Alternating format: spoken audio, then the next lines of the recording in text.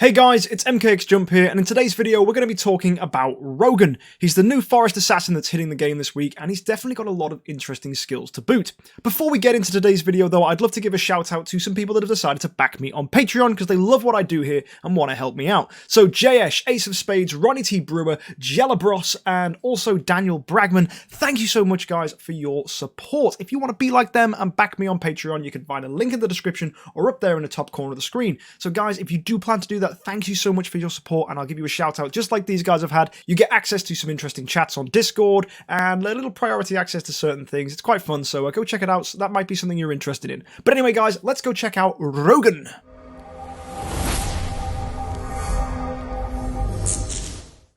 So here he is, the new forest assassin Rogan. Now first impressions are that he adds a lot of interesting support for PvP and PvE, has some interesting inbuilt damage but you shouldn't really be focusing on it, and overall it's his passive skills that make him really good. If we take a look at his base stats, he's got 500,000 health, which isn't particularly high, and 26,000 attack, which is okay. His armor isn't particularly that great either, but his speed, 1232, is that really high assassin speed stat that we see from so many assassins. That is brilliant because carry, the problem hero right now, is 1218 on her speed, so it means that you can get these heroes to go quicker than carry very consistently, so that's a good start. Let's take a look at his passives. So first off, he's got Wolfish Blood, which gives him 30% attack, 25% HP, crit damage plus 40%, a damage reduction bonus of 30%, and also speed plus 60. So straight away, we're not getting any control immunity, which is weird. A lot of new heroes have had control immunity. It does mean that Rogan is susceptible to getting turned into a dove, much more than some other heroes that you'll be running on your team. So do bear that in mind. If you're relying on his passive skills, Sherlock is going to be a bit of a menace. So that potentially raises the argument for giving him a glittery candy bar to protect him from getting turned into a dove. Other things that work well for this are Magic Stone Sword to give him some CC protection. And as well, you probably look at that low health stat and think, well, I need to build this guy with some HP in there and healthiness. So yeah, Golden Crown's also another good choice, but that doesn't unfortunately offer the control immunity that would bring him up to a level of CC immunity that we see from lots of the heroes that have come out recently. Talking about this crit damage as well, that's nice. It's unfortunate that if you look at his basic attack, it targets a single enemy with the lowest HP, but it does have a decent chance to crit. In fact, it says crit is guaranteed if the target's HP is lower than 50%, so that crit damage bonus is definitely going to do good work. As well, this basic attack will deal an extra bit of damage equal to 20% of the target's lost HP, so the more damage you do, the more further damage you're going to do on that, which is good. And then also Rogan's going to heal himself by 30% of the total damage dealt, so he's got some interesting heal, which could make him useful in Asper Dungeon as well, and also a little bit of inbuilt sustainability definitely helps for that really low health stat that he's sitting on right there. His next passive, Warpath Roar. When the battle starts, he increases all allies' speed by 20. Hello, right? The god stat in PvP is speed. We have a hero that will automatically, at the start of the fight, round 0, give 20 speed. Wowzers, okay? Just bear that in mind that a lot of heroes that can give speed, we have to rely on their active skills, so just Rogan being like, right, my whole team is 20 speed quicker than yours, what are you going to do? That's amazing defensively if you need to have your other heroes going first, because if you don't already know, if there's a tie in the attacker and defender, the attacker will go first. So that breaks these ties. It means that if you're running a Rogan defensively and your opponent isn't, you're going to be quicker. So your carries with those energy artifacts are going to go faster. The Ruiceptor ones are going to hit before the opponents, and you're just going to have a really good time. It's very, very tasty in those early rounds. It only lasts for 2 rounds, so it's only round 1 and 2. So unfortunately, this is the big caveat of this. Instantly you think, wow, free speed. But actually in later rounds, when you've got your carries just bibbing up and bibbing down and basically trying to see whose carry is going to get the other one out of there in these round 10, round 11, round 12, when the fights are really late in there, he's not there. Rogan's dead, and even if he was there, he wouldn't be given a speed bonus because it's only rounds 1 and 2. So actually, from a perspective of understanding how carries work together, this only really wins you the early game. So if you're running a sustained team, Rogan's not really going to add very much. If you're running a team trying to stall out to round 15, again, Rogan's not going to add very much. That speed difference just really matters on teams that want to pop. So the hero that actually provides the most synergy here is Russell, because Russell is already slightly slower than Carry thanks to the Celestial Island disadvantage and the fact that Carries can be built with a speed skin. Russell ties with Carry, and there's lots of things out there that break this tie. If you put in a Rogan, you're giving him 20 extra speed, which means round 1 there is a chance that a Demon Bell Russell will go off before a Demon Bell Carry, and that means you have a less chance of getting your energy stolen, which means your Russell is going to have a much higher chance of getting that aggressive active round 2, which we've already talked about in previous videos is insane if you can get that Demon Bell Russell to pop off. So actually here, that's the biggest synergy with Rogan. Now I know a lot of people are seeing this next sentence, assassins enjoy double the bonus, meaning they get 40 speed and 40% crit, and going, wow, we have to build him with an assassin team. Now that is true to an extent. We've seen some interesting damage from Drakes. We've seen great burst damage from fun little teams using a Faith Blade. And okay, that works to an extent, but you're not getting the most out of this Rogan. The reason being, so many assassins out there already, for example, Ithaca, Drake, Faithblade, already have 1232 speed, meaning they are quicker already. That's all that matters, they're just faster already. So who cares if they get a little bit more speed? They were quicker anyway. And I think this is the important thing you need to bear in mind with Rogan, that whether you're quicker than 1 point, or whether you're quicker than 21 points, it doesn't matter, you're still going first in the initiative order than those carries. So when you're building your team, and you're thinking, is a Rogan right for me, you need to ask the question, does that 20 speed change anything? Now as an attacker, maybe not. As a defender, definitely it's going to break those ties. Now here's another thing you need to think about. If a defender is running a Rogan, you then might think as an attacker, you need your own Rogan to bring you back up to being tied with them. So Rogan's in a weird spot just based on this passive, that if people start using Rogans, you're going to probably need a Rogan to give you the attacker advantage back.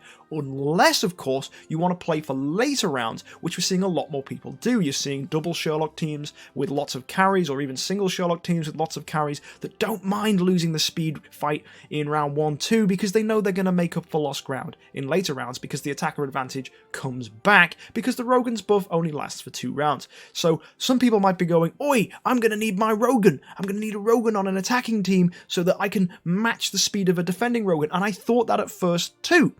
But actually, in the teams where it really matters, where there's lots of carries, unless you're really trying to win in the early game, if you can stall out to the late game, you're going to be fine. Rogan's not going to affect you, and you can just carry on as normal. So for a lot of you out there that are asking, oh, is Rogan going to break the meta? At first I thought so, he would, but actually on second thoughts, no. No, he's not, because the fights really don't come down to rounds 1 and 2 anymore. If you asked me a year ago, I'd say hell yeah, it comes down to rounds 1 and 2. That's when heroes are done. It's all about burst.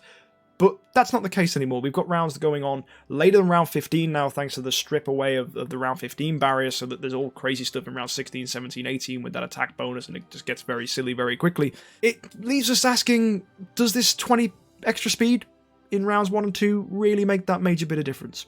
For some teams, I want to say yes. For some teams that, especially an Energy Russell, it's going to make your Russell be quicker than Energy Carries if they don't have a Rogan, so hell yeah, you're going to get loads of speed bonuses. And there are some other heroes that benefit from this really well as well. Let's go take a look at one of those. It's Amun-Ra, right? Take a look at that speed. 1172. Not very quick. Now one thing I noticed is, well, if you give her a speed skin, you're going to take her up to 1178. Give her 2 Rogans on her team, she's going to get 40 extra speed. That brings her up to 1218. What's 1218 or 1218? That's carry speed. So actually, in theory, as an attacker, you can get an Energy Amun-Ra with 2 Rogans to be the same speed as carries that don't have a speed skin, if your Amun-Ra has a legendary speed skin. That means your Amun-Ra goes off without getting hit by those annoying energy carries if they haven't got the carry speed skin. That's fun as an attacker. That's really fun. Now, of course, you have to have 2 Rogans and your opponent has to have no Rogans, so the chance of this happening is probably non-existent, but I just wanted to mention it because it was really interesting. And whether this is used or not, it gives you the example of a situation where Rogan can potentially make a hero that is losing and not getting used very much because of speed viable again. Now, Amun-Ra's always been viable, but that speed difference is massive. So actually being able to make that difference is really, really, really important. So if you're thinking about how can Rogan actually help my team, maybe you don't need to look at heroes you're using right now. Look at heroes that you're not using and why you're not using them. Someone like Amun-Ra alongside 2 Rogans can match a carry's speed, and therefore as the attacker, get that active skill off before the energy carries do. Now that's good. Finding heroes that benefit from Rogan is very difficult. Russell I've already given an example of, and there are lots of other heroes out there too, and it makes Rogan a difficult hero to tell you, yes, build this hero, or no, don't build this hero, and the reason is he depends massively on the team. Now, we have been talking about the speed element of this passive for a while, so we should probably move on to the 20% attack and 10% crit bonus it gives for 2 rounds as well, and that's at the end of a round, so that's quite good. That's a consistent attack bonus, so in PvE, for example, if you can get multiple of this off, which is very easy, he's going to be giving 40% attack and 20% added crit. Now, this will mean your entire PvE team is getting 40% extra attack, so Rogan can definitely help in PvE. That's a lovely bonus that you can give to your heroes to help them deal more damage. Considering he's also viable in PvP, it makes him a very flexible support hero that can be used in both areas of the game. So I'd encourage you to try out a Rogan on your teams and see just how much 40% attack really is to help your team, because I guarantee it's going to be pretty good. Finally, we have his active skill, and this is a little bit longer than other ones we've seen before, but actually it's not too bad. It's just got an interesting ability at the end. He attacks the enemy with the lowest HP twice, which is good, great way of breaking through and bending will shields, and each time he'll deal 300% of attack damage, and it is going to crit for sure if the target has HP lower than 50%, so that's nice. So it means Rogan's going to go wham, hit with that 40% crit damage he's got built in, and deal a significant amount of damage. He'll deal extra damage equal to 30% of the target's lost health, so similar to his basic attack, and also restores himself by some HP out of the total damage dealt, and he grants Bloodthirsty to 2 random allies, except himself of course. Now Bloodthirsty means that a hero, when they use an active skill or basic attack, they will deal extra damage equal to 20% of the target's lost HP, and restore their own HP by 30% of the total damage dealt. So it basically gives them this ability that he already has from his basic and active skills, and gives it to another hero, so it gives them the ability to heal themselves, and it basically has a weird fusion between Kiss of Ghost and the Punisher of Immortal upgraded versions. So it's quite nice to see this put on a hero. It has some usefulness in PvE to help your heroes do a little bit of extra damage and have a little bit more sustain, but overall it's not like crucial, but it definitely helps. Now, is this a brilliant ability? Not really. It's okay, and it gives you that little bit of extra damage to break through unbending will shields, so that's nice, but it's not going to be the be-all and end-all of whether Rogan's good. Generally, the main thing that makes him shine is this passive, and you, as I said earlier on, you really have to think about how that speed is going to benefit your team. In fact, how Rogan benefits your team is going to massively impact how you build him. For example, if the only reason you're running Rogan is to make the most out of his passive, you want to build him to stay alive, so you're going to give him split assassin gear, you're going to give him the golden crown, or maybe runes power if your golden crown's on someone else, and probably a speed HP stone, so he gets lots of HP, he's got some decent speed that he can hit heroes early, and he's also just got that potential chance of maybe getting an active skill a little bit earlier than the carries who are going to try and steal his energy.